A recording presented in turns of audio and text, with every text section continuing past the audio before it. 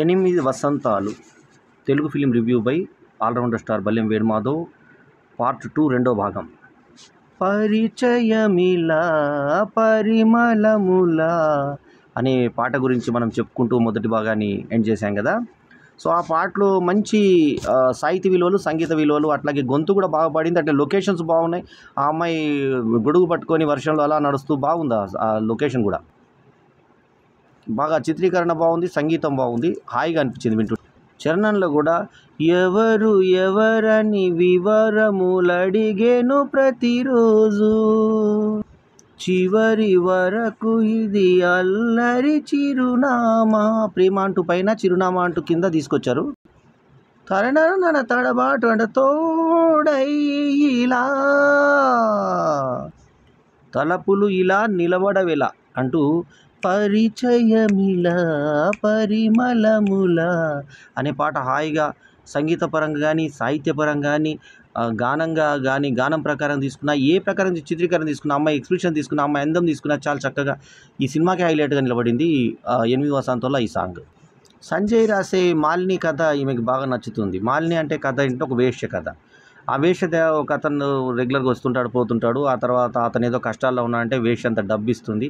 ఆ తర్వాత అతను ప్రేమిస్తుంటే, చిచి నువ్వు నాకు వేశ్యవు మాత్రమే, నిన్నెందుకు పెళ్లి చేసుకుంటానని చెప్పేసి ఆ అమ్మాయి తిట్టి అవమానించి అతను మాట్లాడితే అతన్ని కూడా తిట్టి అవమానించి పంపిస్తుంది. యాక్చువల్ ఒరిజినల్ ఆమె ఏమో ఆత్మహత్య చేసుకుంటుంది. అట్లా ఎందుకు రాయాలి కథ, ఈ రకంగా రాస్తే బాగుంటుందని చెప్పి మాలిని కథ రాశానని చెప్పి ఇతను చెప్తే అతని భావాలకు జోహార్ చెప్తుంది. సంధ్యక్క అనే ఆమె చనిపోతే ఆమె పేరు మీద సంజయ్ అని చెప్పి పెట్టుకున్న, జై అని తన పేరు సంజయ్ అని పెట్టుకున్న ఈ అనాథ ఈ అమ్మాయిని ఇష్టపడతాడు.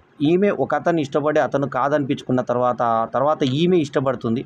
అంటే ముందు ఈమె ఇష్టపడుతుంది, తర్వాత అతను ఇష్టపడతాడు. ఫస్ట్ అతను ఈమెను ప్రపోజ్ చేసినప్పుడు ఈమెకి ఇంట్రెస్ట్ లేదంటుంది. మళ్ళీ ఎందుకో ఆమె మనసులోకి వచ్చిన తర్వాత ఈమె అతన్ని ప్రపోజ్ చేసినప్పుడు అతను నాకు అవసరం లేదా, వద్దన్నావు కదని విదేశీలోకి వెళ్ళిపోతాడు.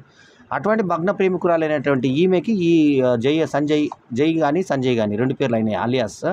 సో అతను ఈమెని ఇష్టపడుతున్నట్టు ఈమెకు తెలియదు, ఈమె అతను ఇష్టపడుతుంది. ఇద్దరు రైటర్సే, ఈమె కూడా రైటరే.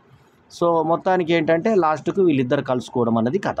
ఈ అందమైన ప్రేమ కథకి 8 వసంతాలు అని ఎందుకు పేరు పెట్టారంటే 8 సంవత్సరాల నుంచి ఈ రెండో అబ్బాయి ఈ అమ్మాయిని చూస్తున్నాడన్న సంగతి ఈమెకు తెలియదు. ఈమె ప్రేమ లవ్ బ్రేకప్ కూడా అతను చూశాడు.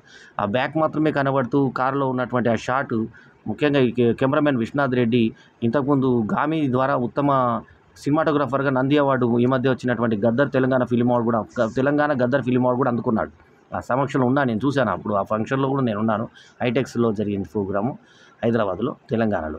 సో సరే, ఆ విశ్వనాథ్ రెడ్డి కెమెరా వర్క్ కూడా ఈ సినిమాకు తోడయి సినిమా విజువల్ వండర్ అయింది. ప్రతి స్క్రీన్ మీద ప్రతి షాట్ ఒక పెయింటింగ్ లాగా అనిపించింది. చివరికి నీ మాటలతో, హుందాతనంతో ఇక్కడ పెట్టేశావు. ఎందుకంటే అంతకుముందు మోస్తుందేమో ఫ్రెండ్ అని చెప్పి అన్న ఈమెనే ఆ తర్వాత మీ యొక్క ప్రవర్తనతో నా దగ్గర ఇంత పెట్టేసావని చెప్పేసి అమ్మాయి వ్యక్తపరిచే భావం. ఎందుకంటే అంతకుముందు ఫ్రెండ్ ఆయన పొగిడినప్పుడు మోస్తున్నావేమో అని అంటుంది, మోస్తున్నట్టు అనిపించట్లేదు అంటుంది. అటువంటిది ఈమె కూడా ఇక్కడ పెట్టేసావంటే ఆమె అందమైన ఆ అమ్మాయి ఊహలో అతని యొక్క స్థాయి ఆ లెవెల్లో ఊహించుకున్నట్టుగా ఆమె ప్రేమను ప్రపోజ్ చేస్తుంది అతనికి. అంటే ముందు అభిమానాన్ని ప్రపోజ్ చేస్తుంది, ఆ తర్వాత ప్రేమ అనుకుంటుంది, ఆ తర్వాత లెటర్ చూసిన తర్వాత అతను ఇష్టపడుతున్నాడని 8 వసంతాల ప్రేమ సుఖాంతమవుతుంది. ఇది ఈ అందమైన సినిమా కథ. ఆడది అవసరం కోసం చెడి పడుకుంటే వేశ్య అంటారు. మరి అవసరం మీద పడుకునేటువంటి లేడీని వేశ్య అంటారు, కానీ వేశ్య దగ్గరికి వెళ్ళేటువంటి వ్యక్తికి ఎటువంటి పేరు పెట్టలేదు కాబట్టి నేమనలేకపోతున్నాను. మాలిని చేత అనిపించినటువంటి డైలాగ్ రైటర్ యొక్క భావుకతను చూపిస్తుంది. అద్భుతం. అంటే వేశ్య దగ్గరికి వెళ్ళేటువంటి వాడిని విటుడు అంటాము. పదం పెట్టలేదని అంటారు ఇక్కడ.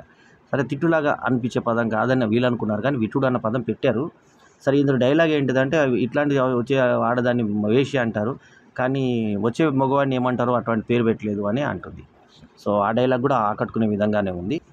నా వ్యక్తిత్వాన్ని వేలెత్తి చూపించలేవు, వెళ్ళిపో మర్యాదకి ఇక్కడి నుంచి అని చెప్పేసి అతన్ని తిట్టి మాలిని కాస్త రాణి మాలిని అవుతుంది అన్నది సంజయ్ రాసినటువంటి నవల సారాంశం. అందులో ఆడవాళ్ళకి అతను ఇచ్చినటువంటి ప్రిఫరెన్స్ని గమనించి ఈ అమ్మాయి మనసు ఇవ్వడం ఒక అందమైన ప్రేమ కథగా 8 వసంతాలని తీర్చిదిద్దింది. జానకి బుక్ షాప్కి వెళ్తుంది హీరోయిన్. వెళ్ళినప్పుడు అక్కడ బుక్స్ చదువుతుంటే వాళ్ళ ఫ్రెండ్ చెప్తుంది, సంజయ్ రాస్తే మనసుతో రాస్తే గులాబ్ పూల్లాగా గుర్తుంది, అతనికి కడకుగా రాస్తే గ్రానైట్ లాగా తగులుతుంది అని చెప్పి ఆ డైలాగ్ కూడా బాగుంది. తాజ్మహల్ చూపిస్తూ ఒక అందమైన డైలాగ్ చెప్తుంది హీరోయిన్. అదేంటంటే మగవాడి ప్రేమకు సాక్ష్యం తాజ్‌మహల్. అంటే మగవాడికి ప్రేమకు సాక్ష్యం ఉండొచ్చు కానీ ఆడదానికి ప్రేమకు సాక్ష్యం ఉండదు. గుండెలో ఉన్న జ్ఞాపకాలు తప్ప అని. ఎంత అద్భుతమైన డైలాగ్. మళ్ళీ చెప్తాను. మగాడి ప్రేమకు సాక్ష్యం కావాలి కానీ ఆడదాని ప్రేమకు సాక్ష్యాలు అవసరం లేదు. గుండెలో జ్ఞాపకాలు తప్ప అని చెప్పి అద్భుతమైన డైలాగ్. ఈ సినిమాకి నేను ఇస్తున్నటువంటి review rating 4/5 is my review rating. ఒక అందమైన సినిమా 8 వసంతాలు. ఆ బ్రాహ్మణుడి రేప్ సీన్ ఒక్కటి పెట్టేది లేకుంటే సినిమా అద్భుతమైన సినిమా ఇది.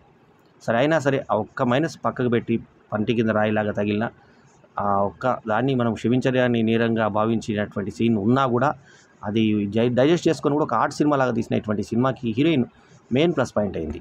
అట్లాగే ఈ అమ్మాయిని రేప్ చేస్తున్న సన్నివేశం అప్పుడు మీద పడిపోయినప్పుడు అన్ని హీరోయిన్ని ఆమె లేపేటువంటి ఇది, ఆ తర్వాత లేచినా గెలిచినా నువ్వే గెలుస్తావు అన్నప్పుడు ఇట్లా ఒక్క కన్ను క్లోజప్లో పెట్టి కన్ను ఓపెన్ చేసి ఆ అమ్మాయి కొట్టి చండీలాగా స్వరూపం చూపెట్టిన తర్వాత ఇంటికి పోయినాక ఆయన భార్య అంటుంది, విలన్ భార్య అంటుంది, ఇప్పుడే చండీ పూజ చేశానంటే నేను సాక్షాత్ చండీనే చూసి వచ్చానన్న డైలాగ్ సూపర్గా ఉన్నది. సన్నివేశం కూడా బాగుంది.